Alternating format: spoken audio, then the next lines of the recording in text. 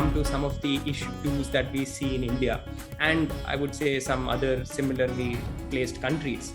Now, having understood the thinking and the thought process and the history as well, if we could now look at some of the ways in which this plays out on the ground, where we see, for example, in India, evangelists very strategically and aggressively convert people. Can you tell us about what are the various tactics that they use in these predatory conversions? Wow, that's the right word, Kamalji. You've used predatory. Yeah, they're soul predators. That's what I can say. So when we talk of Christianity, we usually associate it with words like syncretistic, adaptive, customizable, multi-level marketing, so on and so forth. But very rarely do we examine its psychosomatic side of Christianity. It definitely has, at least it tries to accomplish a psychosomatic effect on the human mind. And let me tell you, Christianity has mastered the art of getting into the human mind, the human head. So it can make you see things and hear voices. If you've actually heard some of those testimonies of Christian converts, you would hear the most common thing is, Jesus spoke to me. I saw Jesus. I was about to commit suicide and there he appeared to me. Right. I was lying in this hospital bed. Doctors have given up on me, but there Jesus appeared. So Christianity can actually make you see things and hear voices. I've heard voices of Jesus talking to me. So it can make you into what you would not even have dreamt of becoming. Now, to understand the predatory methodology of proselytizers, we would have to look into Christianity's early history. By now, you would have understood that I love Christian history. So the Christian movement had its center in Jerusalem, right? It took shape as a sect or grouping within the parent body of Judaism. And it did not take birth as a new religion. So the original community of the Messiah believers, composed of Palestinian Jews, maybe 11 male disciples and maybe a handful of women, say just 20 people altogether. These were lower class, uneducated, daily laborers from a remote corner of the Roman Empire. Now this handful of some 20-something people, they believed that their God-man, who was born among them, resurrected. He resurrected and they proclaimed he resurrected and ascended to heaven. Okay, and they believed that they witnessed him. So they proclaimed his imminent return, which is the second coming, which all Christians are waiting for. So they proclaimed his imminent return as the fulfiller of God's kingdom. And this group, this tiny group of day laborers and lower class uneducated believers, they lived in anticipation of that future event. So they called themselves the poor. They called themselves the saints. And from that early time, they called themselves the ecclesia. Ecclesia means church, assembly in Greek. They actually saw themselves as the true assembly of Israel, which is the end time community which the Lord will recognize. Jesus will recognize when he came back the second time. So this group of people, they saw themselves simply as Jews, as renewed Israel. They did not think of themselves as a new religion. So they saw themselves as Jews, just a renewed Israel.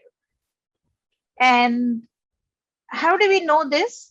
Because this early community was still attending the temple and they were obedient to the law. I told you about the Aramaic speaking Palestinian converts, right? They still attended the temple, the Jewish temple in Jerusalem, and they still obeyed the law. Now, from being a handful of people, within 3 centuries, they grew to some 3 million adherents. And there were no more Messiah believers at this point. When they became 3 million adherents, they were called the Christiani or Cristiano for singular. So plural is Christiani or Christians, the believers of Christ. Christ meaning Messiah. So by the end of 4th century, their religion was the official religion of Rome. And guess what their number was? 30 million followers, half of the empire. Ask a Christian today how they went from 20 people of uneducated laborers to 30 million in just 4 centuries. And Christians would say that it was the true religion of all the Roman religions. It was the only true religion, the good religion, the right religion, which is why the power of Holy Spirit made it grow. Was it really though, is what we need to ask. If you look at the history of Christianity and study how it succeeded, you would see that the historical contingencies, there are certain historical contingencies that actually led to the Christian conquest. That's on one hand. On the other hand is, I hate to admit, but their brilliant strategy. Okay, the Christian evangelistic campaign. And this was a strategy that was used for winning converts. Now, I would like to break it down into 5 aspects, okay, of this strategy, and they are in use to this day. In that sense, Christianity hasn't changed. So first is Christianity creates the need. It created the need back then. It still creates the need to this day. Any time it's addressing a new group for the first time, it creates that need. So it created back then. So imagine if Christianity was only addressing the existing needs of people. It targeted, okay? That is the needs of the pagan in the ancient world and the needs of the Hindus from the Indian context. It would not have been able to take over the world like it did. Christianity succeeded in establishing itself to this extent because it actually created a need that people did not even know they had. And that need was for salvation. And once they successfully established that need, they claimed that only they could meet that need. Nobody else could. Now, the second aspect is Christianity begins its work at the grassroots. We as Indians know it. Nobody knows it as well as we do. This is nothing new. This has always been the practice from the beginning. Also, like I said, they were day laborers. They were low class, uneducated. And in fact, Jesus, if you look at the story of Jesus, not that I'm not saying they're real, but if you look at the stories in the Bible, Jesus calls the fishermen first. And he says, what are you fishing for fish? I will make you fishers of men. That's what I said in the beginning. So he chose that class of people. That's what the Bible says. So Christianity did that. Now, for any movement to succeed, it needs to have numbers on its side. We know that, right? And this is exactly what Christianity worked on at first. It did not waste time taking its message to the elite and the educated high-class people in the Roman Empire. The elite would only make up a handful, right? So it first took its message to the grassroots where most of the people usually live. And it waited till it grew to the size enough to make a political impact. Christianity is never in a rush. It's never in a rush. So the first believers shared their belief about the miracle working power of a resurrected Messiah. They shared it with others in their own community and convinced them first. So, see, maybe everybody was not convinced in the beginning, but they were not disheartened by that. So they knew that eventually, I mean, so committed they were to whatever they believed in. They knew that eventually they'll be able to win converts. So the community of believers grew steadily. Their motto was to reach one person at a time. So it grew from bottom up, not top down. To this day, you see that happening. That strategy works. Its agents, that is the proselytizers, are most active among the disadvantaged communities of our country. They're busy converting the tribals, they're busy converting the economically back, people in the rural areas. So that's the second strategy, which was there back when it began and continues to this day. The third is Christianity meticulously eliminates competition. As I said, it has mastered the art of getting inside the human head, right? So it begins by demonizing competitors. Paganism back in the day and Hinduism in the Indian context. So it says it's all or nothing for Christianity. Either you abandon your former beliefs, practices, your religious associations, your religious commitments, and come join us, or just don't come. You can take your gods into the church.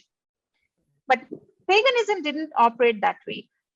For pagan religions, if the worshipper of Zeus would suddenly start worshipping Athena, he wouldn't have to leave Zeus.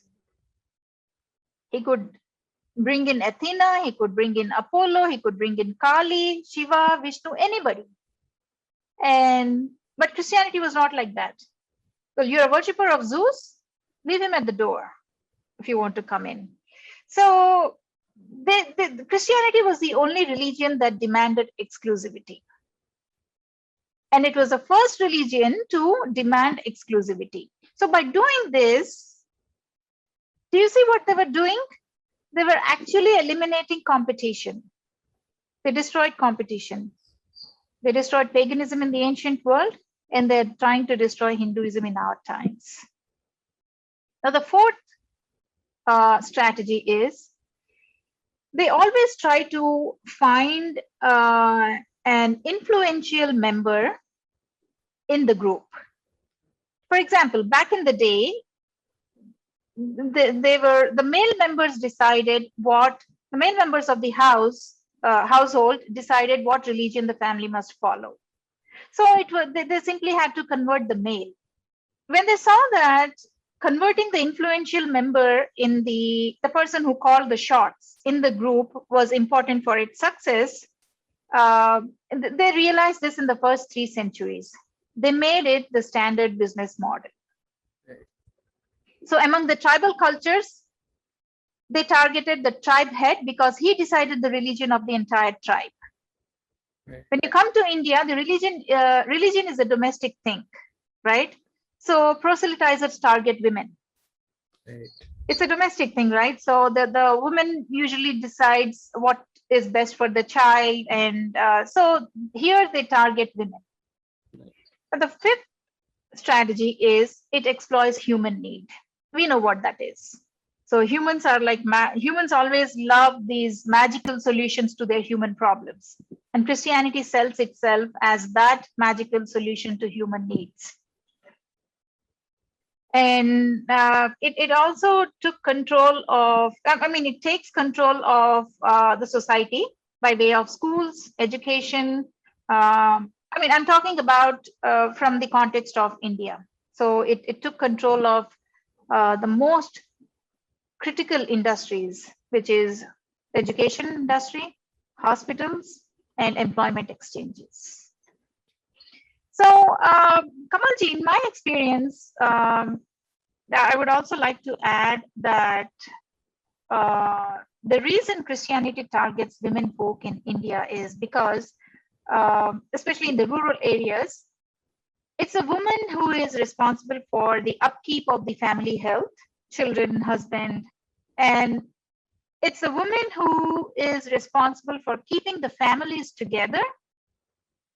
And it's again the woman who is responsible for putting food on the plates. Even if the breadwinner is the man, she has to ensure that there's food for everybody in the family. And of course, she has to fetch water, and it's her responsibility to keep the water pots full at all times. When this going gets tough for the woman, any of this aspect is disrupted. She is in need of help. And it's her need that makes her a potential fish. And there is a fisher with the book, lurking in every street corner of our neighborhoods in India, every neighborhood of India. So this is the standard business model of Christianity. Then we have the syncretistic model, we have the digestion model, we have the miracle model, we have the need fulfillment model. So they keep updating their strategy. Sometimes they implement it in isolation, sometimes they implement it as a combination of 2 or 3 models, and they use it according to the requirement of their target fish.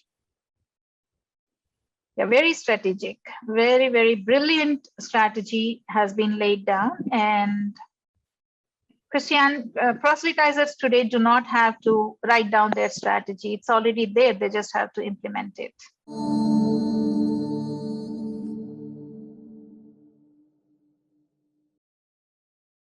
Please remember to subscribe to us and switch on the notifications for this channel. For our other social media links, more content, and to support our work, please visit citti.net. Dhanyavad. Namaskar.